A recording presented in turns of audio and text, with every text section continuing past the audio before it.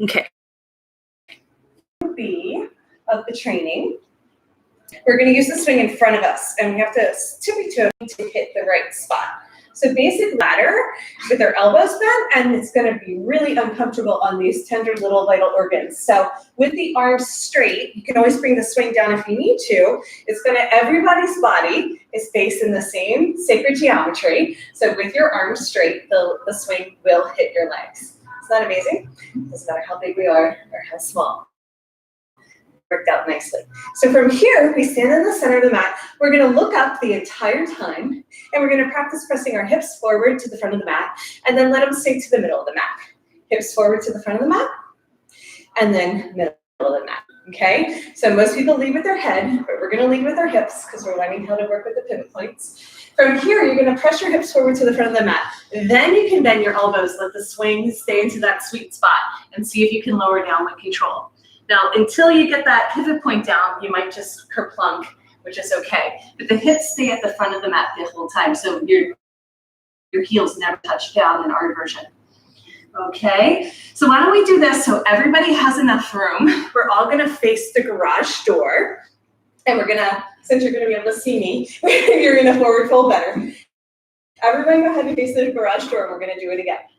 Okay, standing in the center of the mat, we're gonna press down, come up onto your tippy toes, stay on your tippy toes the whole time, look up. Okay, press forward through the balls of the feet. That's it, there you go. Now we're gonna let our hands come way, way forward. You're gonna clasp your elbows, keep pulling your elbows forward towards your ears, and then pull, and you're not even your feet. Yeah, feet come out, or we can kind of create little suction cups, and until then, we have this lovely spray. Everyone's like, why did you buy mats that were so slippery? I'm like, well, get them wet. And they're like, oh, that's amazing.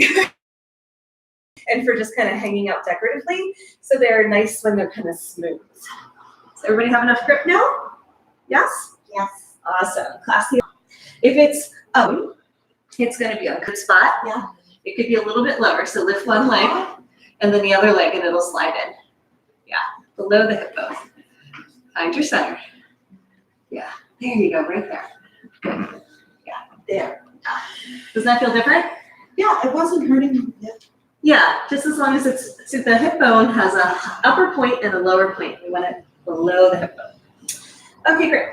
So after we rock from side to side, we're going to stretch it out into a down dog, but our hands are going to be way more forward than normal. There's going to be tension on the swing. And we're going to come into what I call a cat's meow. We're going to inhale, pull forward. We're going to stack our shoulders over our wrists, arch it open from the heart to keep the back of the neck long. Exhale, round in, squeeze, look towards your navel. Inhale, lift with the heart, arch and come forward. Exhale, squeeze, round in. It's like a down dog and a cat-cow got together. Inhale, lift, and then exhale, round in.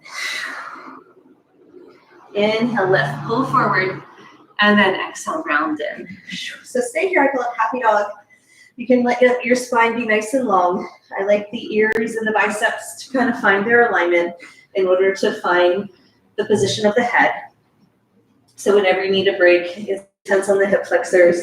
So now we're giving the underarms a break, and we're hitting the next major hub, which is extremely sensitive at first. But once we soften through our hip flexors, it feels a lot better.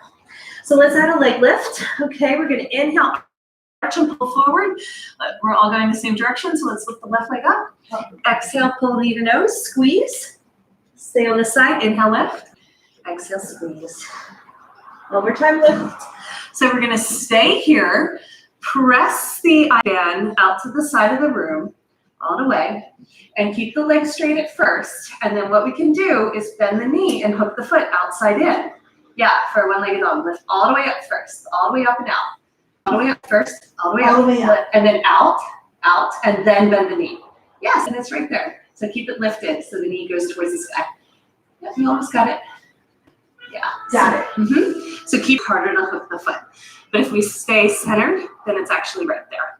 Okay, so drop the back heel now. So we're grounding to the right heel, and we're pressing our chest towards the same leg for a one-legged dog, which should feel like an amazing stretch through the hamstring. Inhale, pull forward, arch and open. Okay, let's stay on our center line. Inhale forward, Lift the right leg. Exhale, round in, squeeze. Inhale, lift, right leg up, all the way up, up, up, up, up. Exhale, round to the side. Lift the leg even higher, Barbara, even higher. Yeah, press out, and then bend the knee. Almost. Arms straight. Look forward, you can't look at it, and the knee. Straight. Is it okay if I get the leg through here? Don't worry about it. Yeah, side down towards, yes. So you have to keep the knee lifted in order to hug. Does that make sense? Yeah. We can't hook it anymore. You have to keep the alignment. Okay.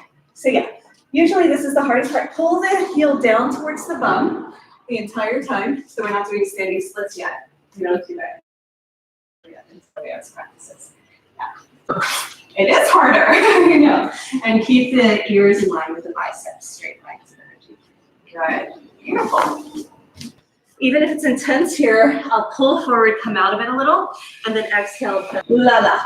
Inhale, pull forward. Now we're gonna try for an up dog. We're gonna let both legs float.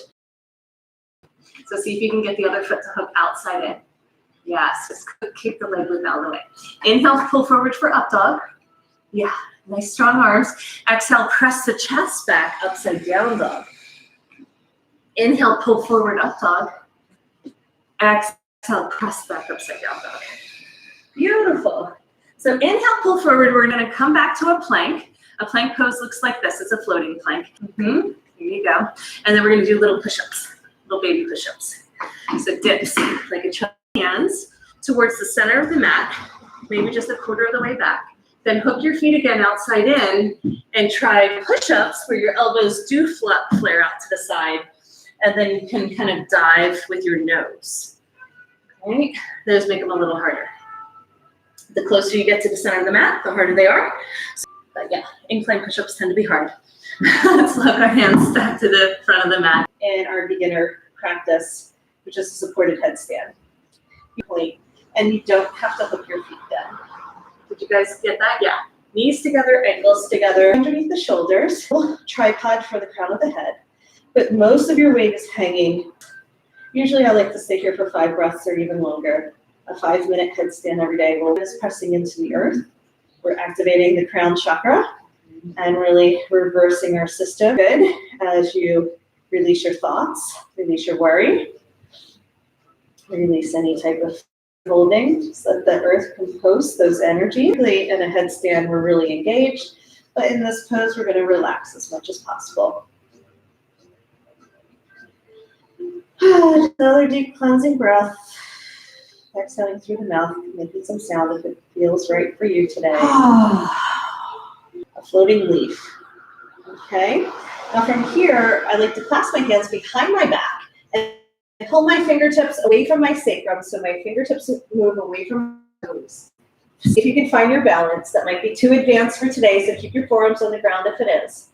But this feels like a nice stretch in opposite directions. If you bring your hands back down to the front of the mat, toes will touch down. You're going to land it in a down dog.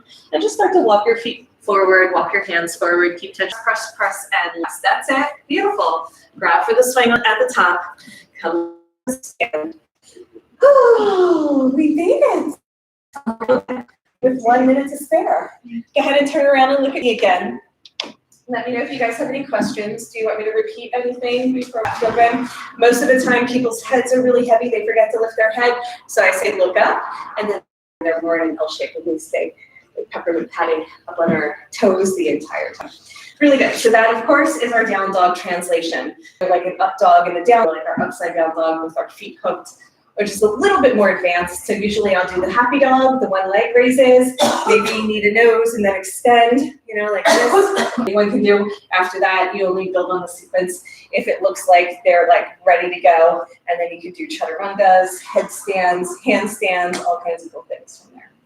Okay, we're gonna take a little break.